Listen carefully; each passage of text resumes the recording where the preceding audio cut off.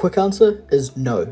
Sett the Boss didn't break the meta. Welcome to AUNZ Riftbound. My name is Alexander. I am a Riftbound player and judge based in New Zealand.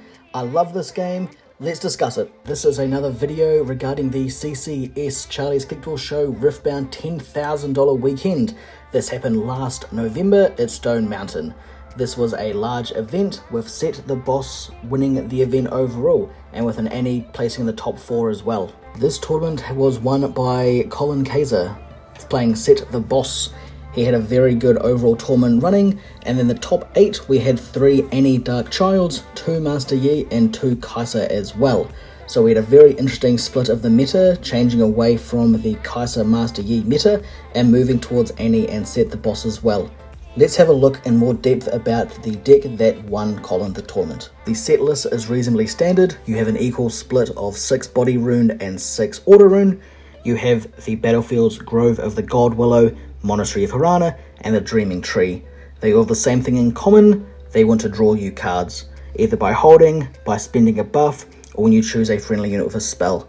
With Sett, you need to draw, as the cards that you have in your deck don't really allow you to do that. Looking at the rest of the list, it's very standard with Lee Sin, Sett, Hyana, obviously multiple showstoppers, Sabotage and Primal Strength being our main big cards to get us to win, and all of the other cards are supporting us, like Challenge to force the fights, Kyanggu Monk to get additional buffs, and Hidden Blade to kill units. The reason why I think Sett is suddenly seeing more tournament play, not only this tournament but several other tournaments in the last 2 weeks have seen an increased number of sets, and with them placing, is the sheer competitiveness of this specifically against Master Yi and a decent chance against Kaiser.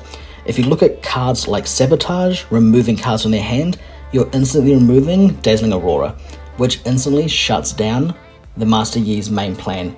And playing things like Hidden Blade will also destroy their main Dead Bloom Predators and other high might creatures, which means you can swing in very easily and take hold. Once Master Yi is falling behind and you've killed 1, even 2 Dazzling Auroras, there's nothing they can do to come back. If you're looking against the matchup against Kaiser, you obviously have very might heavy units, which make it very hard mathematically for Kaiser to beat you.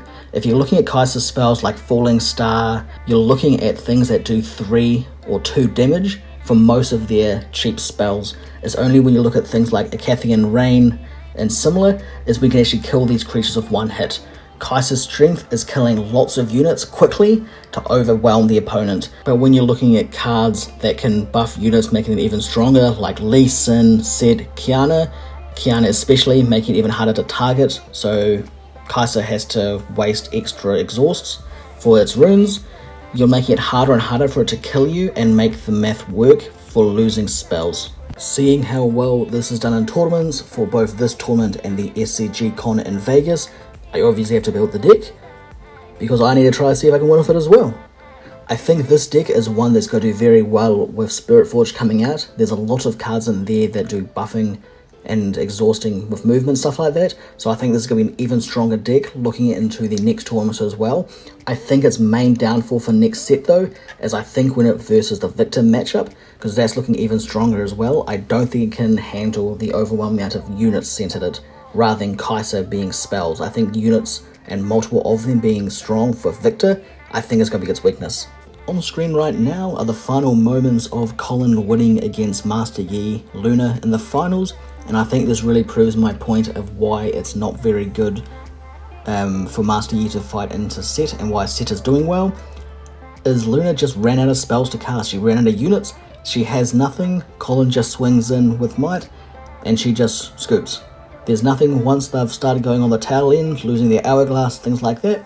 There's just very little they can do to come back, which is why it's a very good matchup for Sett.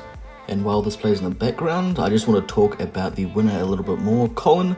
He had a chat on Reddit as well, answering a few questions about the CCS victory for him. He also talks about people that were playing other decks, like the Annie, Victor, Ari, Sett obviously, and that Yi and Kaiser are the top decks. He said, it's a big investment right now to build a deck. I don't fault people for building what they think is best. More deck diversity will shine when prices fall. And just while I wrap up this quick 5-minute recap of the tournament, I want to briefly talk about the SCG con in Vegas and the other set that was cheating.